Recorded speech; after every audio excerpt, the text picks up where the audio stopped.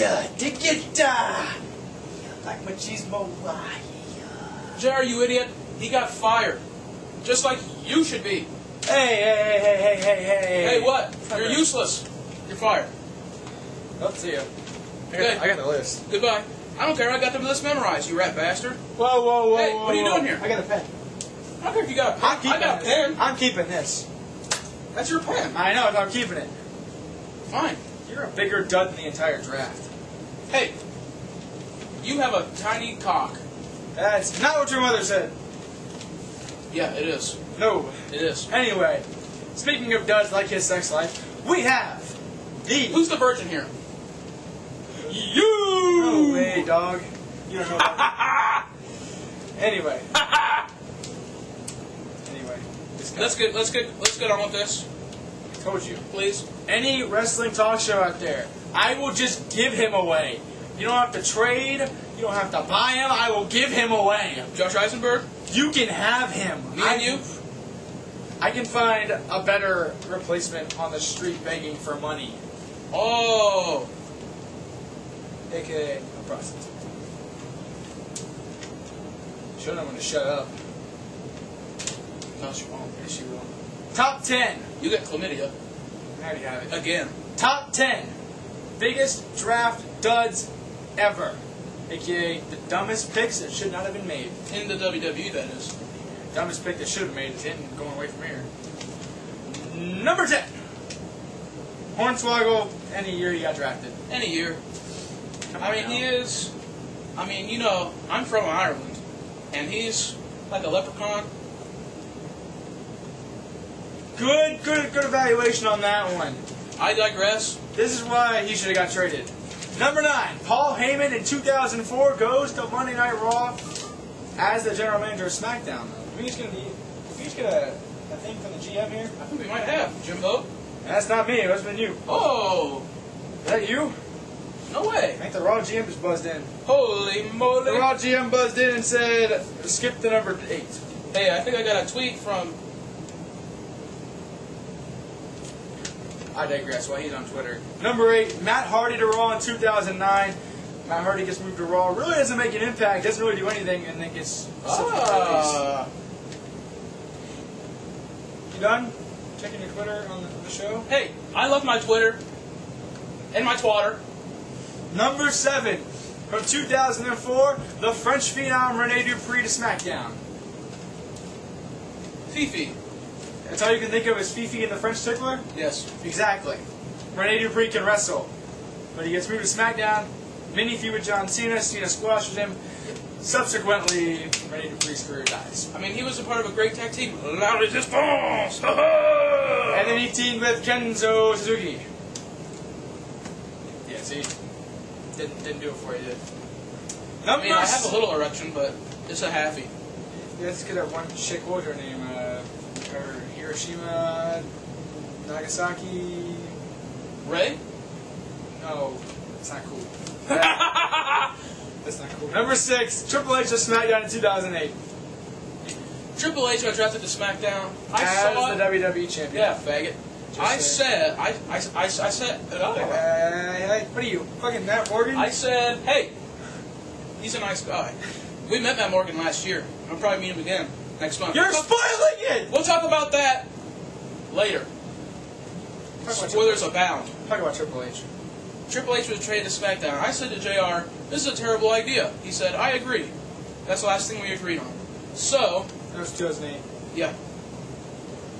Anyway, it was basically useless because he spent most of his time on Raw anyway, feuding with Randy Orton leading up to their match at WrestleMania 25, right? Mm-hmm. So, who cares? It was useless, a bad move. Number whatever, please. Number 5, 2002, the draft began and the split of the Dudley Boys. Bubba Ray goes to Raw, Reverend Devon goes to SmackDown. Should I do it? Do it. Oh, my brother! Testify! That was the worst decision I've ever seen them make. Hey, I'm black. That is nothing I just said. Number 4, Kurt Angle to ECW in 2006. Paul Heyman has 2 draft picks. He takes Rob Van Dam, number 1, takes Kurt Angle number 2. Subsequently, the Olympic gold medalist goes to the land of extreme. Yes, he does. And then he goes to the land of ultimate wrestling. Ah! I did that with my mind. Wow, he just mind fucked everybody on the internet. Number 3, we're gonna. Oh my God! Stop doing that, Wade. Hey, I can't turn it off sometimes. You just lost your virginity to me. Number 3, In your mind. from 2002. We forgot to say, Kurt Angle subsequently went down to TNA in 2006. He did. Obviously, ECW, you either retire or go to TNA. AKA, you die a hero, you live long enough. Or you die a child strangler.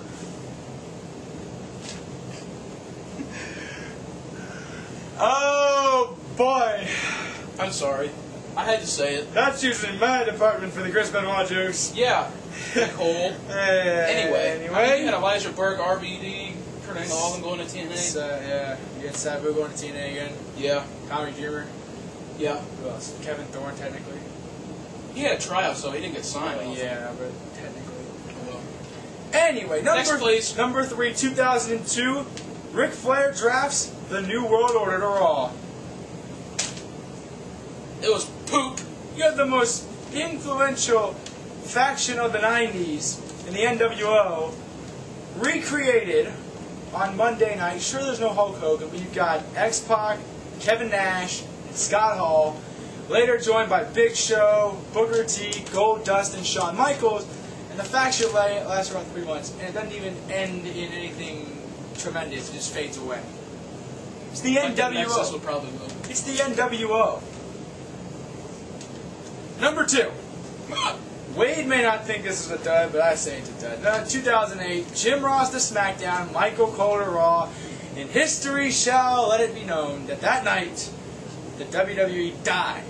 Oh, it was on the inside. Wait, what year was that? 2008. 2008? Well, that wasn't they were trying to transition to PG, so they were going down the shitter anyway. Yeah. Second of all, I'm pulling a JR with my hand gestures. Third of all, this allowed Michael Cole to shine. He is on the A show now. Well, now he's on both shows.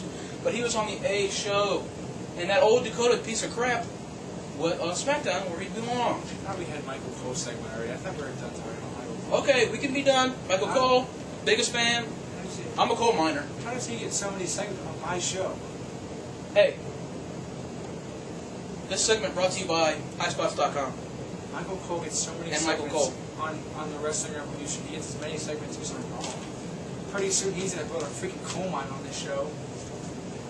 I mean, I got it started here anyway. This show's going down the shitter.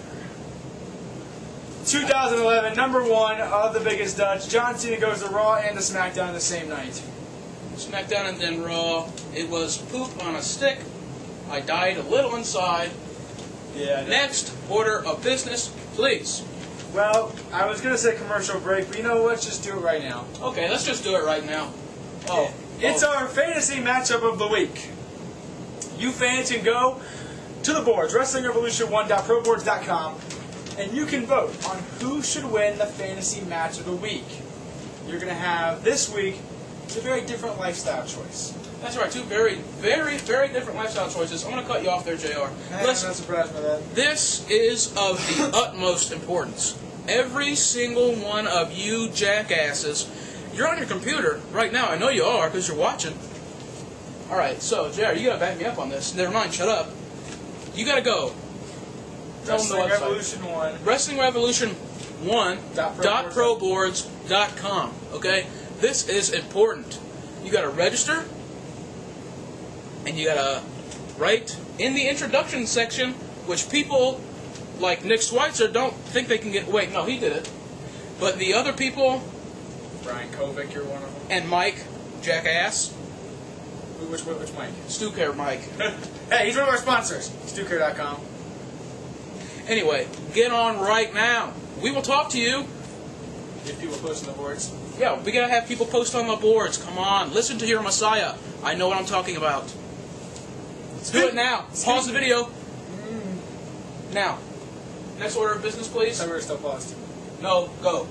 Speaking of the boards, WrestlingRevolution1.proboard.com. Fantasy matchup of the week, it'll be there. Last week it was Sin Cara, Rey Mysterio. This week, 2 different styles. You got That's right, 2 different styles. You got, number 1, the greatest wrestler. Anybody who has some more beer, I really could use a lot. Hey, that relates to who one of our picks is. We have the Texas Rattlesnake, Stone Cold Steve Austin, or the Ringmaster, against the greatest wrestler of all time, probably. The greatest superstar. Hey, I'm straight edge. Get this out of here. Get that poison away from me. That's a vagina. I know what one looks like. You don't. Whatever you say. Okay, so CM Punk, the straight edge savior. You guys make the decision. WrestlingRevolution1.proboards.com. It's Stone Cold Steve Austin versus CM Punk. Former world champions collide. It's a straight edge lifestyle against the Texas Rattlesnake, the rebellious Rattlesnake. Who is the winner on this week's fantasy matchup of the week? You guys gotta go for CM Punk. Come on. Telling you, I need a lot of this. Somebody please bring me some. Speaking of that, I'm gonna go have a nice cold beverage as we take a commercial break. I'm gonna go drink I'll be right back. some water or some liquid beverages that do not have poison in them. Thank you. Goodbye. 2, 1. Welcome to my coal mine. Yes, I know it is a work in progress. I will have it finished for you on the next edition. But now we're going to talk about things that are classic. The Mona Lisa, Rolls Royce, Michael Cole, Wade Skaggs, all things that are classic. But right now, we're here to talk about the classic match of the week. JR, help me talk about the classic match of the week, please. You see, Wade, the classic match of the week. Let me just get in front of the frame, get the real star into the show here. I don't even need this. I don't need this. Let me just throw it away. I don't need that. Just stomp on it. Ow! Get it away! I'm making an impact here. A classic moment. How would you like it if I went in my coal mine all day? Good. Please, go in your coal mine. No. Get on with it. Classic match of the week, ladies and gentlemen. We're taking it back to Unbreakable 2005. What many call the greatest triple threat match in history. It's for the TNA X Division Championship. As champion, what are you doing? I'm not doing anything. You are insane. X Division Championship on the line, Samoa Joe, the Fallen Angel Christopher Daniels, and the phenomenal AJ Styles. What many who believe is the match that put the X Division on the map. And it's your classic match of the week this week on the Wrestling Revolution. That's right, and set the bar for the X Division. Turn that damn camera off right now.